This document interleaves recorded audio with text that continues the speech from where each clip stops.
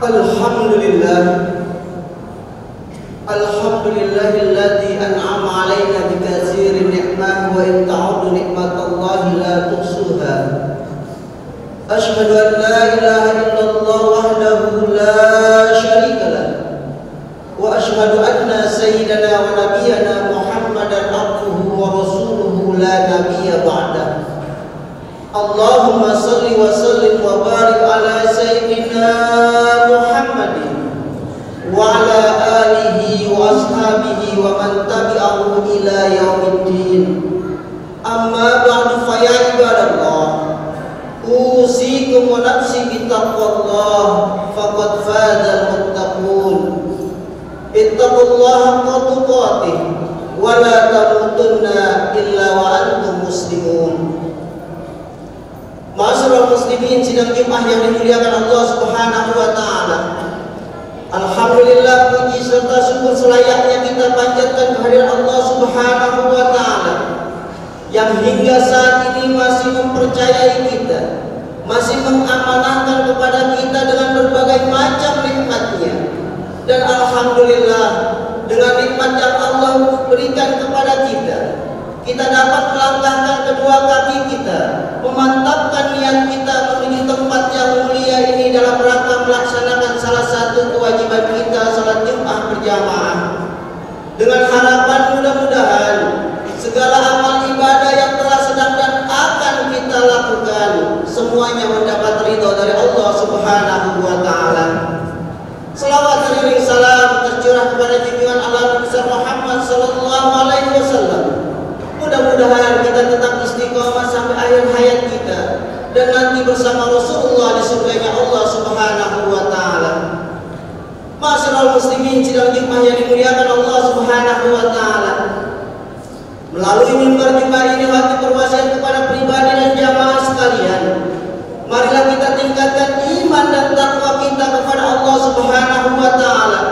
Karena dengan iman dan takwalah sebaik-baik bekal yang akan kita bawa ketika kita menghadap Allah Subhanahu wa taala.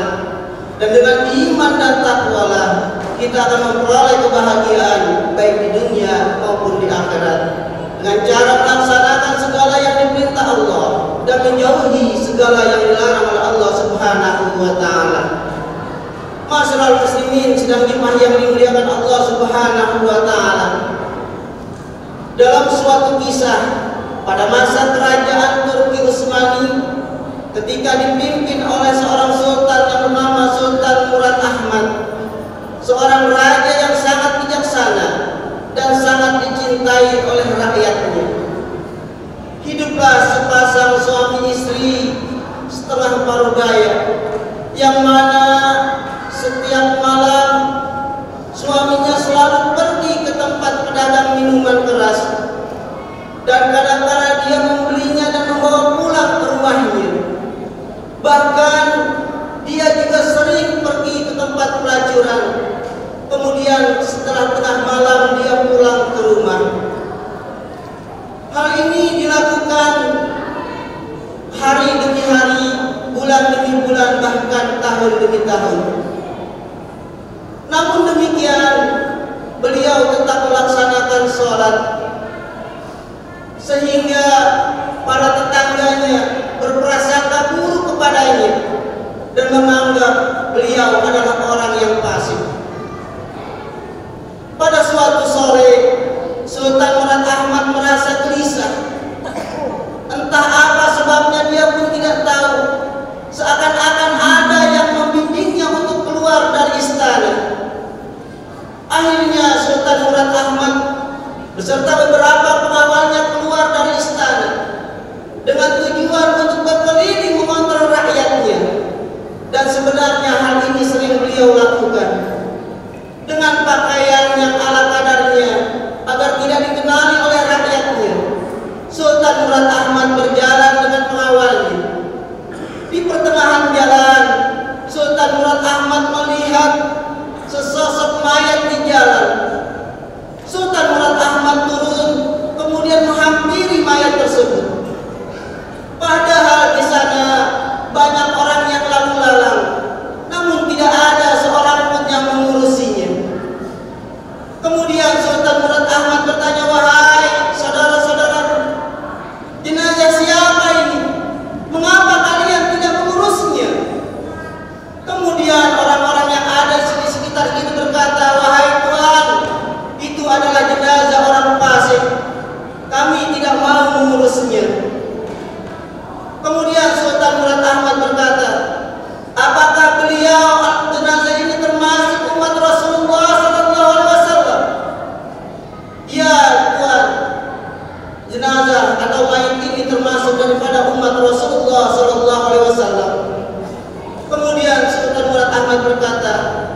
begitu, mari kita urus. Antarkan aku ke rumahnya agar aku sampaikan kepada keluarganya. Sesampainya di rumahnya, Sultan Murad Ahmad memberi salam. Kemudian keluar istri daripada almarhum, melihat suaminya diantar rame-rame dalam keadaan tidak bernyawa. Sang istri menangis. Kemudian sang istri berkata sambil berdoa, semoga Allah Subhanahu wa ta'ala memberikan rahmatnya kepadamu, hai orang soleh. Dan aku bersaksi bahwa engkau adalah termasuk orang yang soleh. Mendengar doa daripada istrinya, Sultan Murad Ahmad bertanya, wahai ibu, apa yang kau doakan kepadanya dan apa yang kau persaksikan kepadanya? Sementara para tetangga mengatakan bahwa suamimu adalah orang yang fasik. Kemudian istrinya berkata, ya Tuhan, sesungguhnya memang benar suamiku selalu keluar malam, kerap kali memberi minuman di kedai-kedai minuman. Namun dia beli bukan dia minum, dia bawa pulang ke rumah, kemudian dia buang di selokan sambil berkata, ya Allah, malam ini aku telah mengurangi hamba-Mu yang melakukan maksiat dengan minum-minuman keras. Dan suamiku juga kerap kali pergi ke tempat pelacuran. Suamiku suka membayar pelacur, namun pelacur tersebut tidak untuk dirinya. Dia hanya memberikan uang agar pelacur itu tidak melakukan perzinahan di malam itu. Dan dia berdoa, ya Allah, aku telah mengurangi hamba-hamba-Mu yang melakukan perzinahan pada malam ini. Dan itu dia lakukan tiap malam, sehingga mungkin menimbulkan rasa suuzon berburuk sangka dari para tetangganya. Bahkan aku pernah berkata, kata istrinya, aku bilang kepadanya, wahai suamiku, aku khawatir nanti bila engkau meninggal dunia, tidak ada yang mau memandikan dan menyolatkan serta memakamkanmu. Suamiku pernah berkata, wahai Tuhan, jangan engkau khawatir, karena sesungguhnya aku nanti akan disolatkan oleh Tuanku, seorang sultan penguasa Turki Utsmani, dan juga oleh para waliullah dan para ulama serta para umat Islam. Mendengar cerita daripada istrinya, Sultan Murad Ahmad menangis. Dia berkata, wahai ibu, sesungguhnya suamimu yang disangka fasik adalah orang soleh. Dan aku persaksikan bahwa doa yang diinginkan oleh suamimu akan diwujudkan oleh Allah Subhanahu wa ta'ala. Suamimu mengatakan bahwa akan disolatkan oleh seorang sultan. Ketahuilah bahwa aku adalah Sultan Murad Ahmad, seorang sultan penguasa kerajaan Turki Utsmani. Dan besok aku akan ajak para ulama, para waliullah, para umat Islam untuk menyolatkan suamimu seperti apa yang diinginkan oleh suamimu. Ma'asyiral muslimin sidang Jumat yang dimuliakan Allah Subhanahu wa ta'ala. Dari kisah ini dapat diambil kesimpulan bahwa sesungguhnya berburuk sangka atau berprasangka adalah suatu perbuatan yang kadang-kala sering kita lakukan dan mudah kita lakukan. Kadang dengan melihat suatu gejala-gejala kita langsung mengambil kesimpulan tanpa kita mencari kebenarannya. Dari suuzon berprasangka buruk akan timbul yang berikutnya adalah menggunjing atau ghibah. Dari ghibah akhirnya akan timbul yang namanya fitnah. Dari satu perbuatan akhirnya menjadi 3 perbuatan yang dilarang oleh Allah Subhanahu wa ta'ala, yang tidak hanya merugikan bagi orang yang digibahi, tidak hanya merugikan orang yang difitnah, tidak hanya merugikan orang yang diburuk sangkakan, namun juga merugikan kita yang melakukannya. Karena orang yang melakukan prasangka buruk akan merugi di dunia dan merugi di akhirat. Segala amal ibadah yang kita lakukan semasa hidup kita, semuanya akan hilang sirna, tidak ada di hadapan Allah Subhanahu wa ta'ala. Dalam Al-Quran Allah Subhanahu wa ta'ala berfirman, A'udzu billahi minasyaitonir rajim. Bismillahirrahmanirrahim. Ya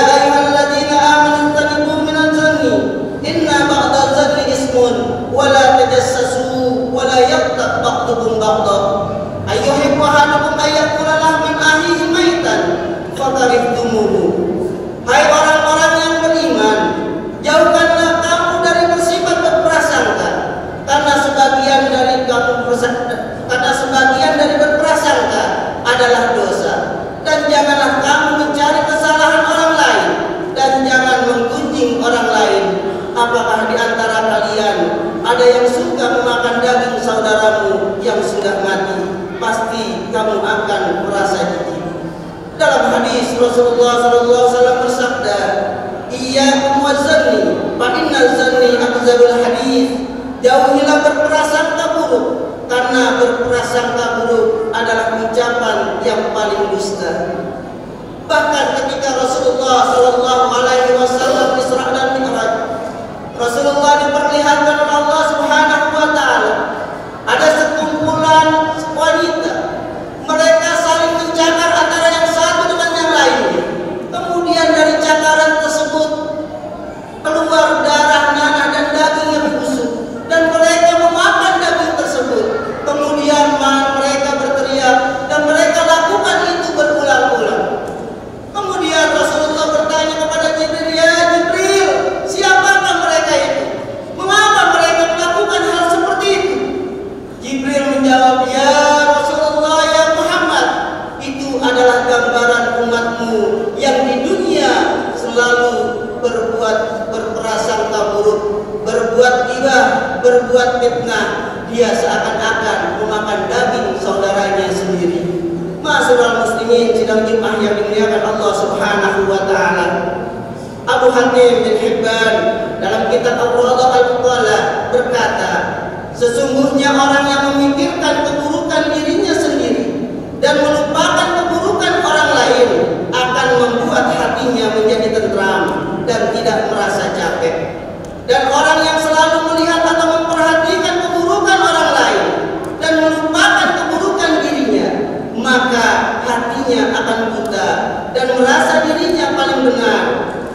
Hikmah berkata, menjadi orang benar adalah baik, tapi merasa paling benar itu tidak baik. Menjadi orang pintar itu bagus, tetapi merasa paling pintar itu tidak bagus. Menjadi orang soleh itu patut, namun menjadi atau merasa dirinya paling soleh itu sangat tidak patut. Ma'asyiral muslimin sidang Jumat yang dimuliakan Allah Subhanahu wa taala. Oleh karenanya, marilah di sisa umur yang Allah berikan kepada kita jaga diri kita jaga hati kita daripada perbuatan-perbuatan yang akan merugikan kita baik di dunia maupun di akhirat. Perbuatan-perbuatan yang dapat menghilangkan amal ibadah yang telah susah payah kita lakukan nanti di hadapan Allah Subhanahu wa taala. Dan kita mohon kepada Allah Subhanahu wa taala, mudah-mudahan di sisa umur yang Allah berikan kepada kita tetap istiqamah dapat menjalankan segala perintah Allah dan menjauhi segala yang dilarang oleh Allah Subhanahu wa taala. Amin amin ya rabbal alamin. A'udzu billahi minasyaitonir rajim. Bismillahirrahmanirrahim. Wal 'asr. Innal insana lafi khusrin illa alladziina aamanu wa 'amilus shalihati wa tawashaw bil haqqi wa tawashaw bis sabr. Demi masa sesungguhnya semua manusia dalam keadaan rugi kecuali orang-orang yang beriman dan beramal saleh, yang nasihat-nasihati dalam kebenaran dan nasihat-menasihati dalam kesabaran. Barakallahu li wa lakum bil Qur'anil 'azim wa nafa'ani wa iyyakum bima fihi minal ayati wa dzikril hakim wa taqabbalallahu minni wa minkum tilawatahu innahu was-sami'ul 'alim. Aqulu qawli hadza wa astaghfirullahal 'azim li wa lakum wa lisairil muslimina wal muslimat wal mu'minina wal mu'minat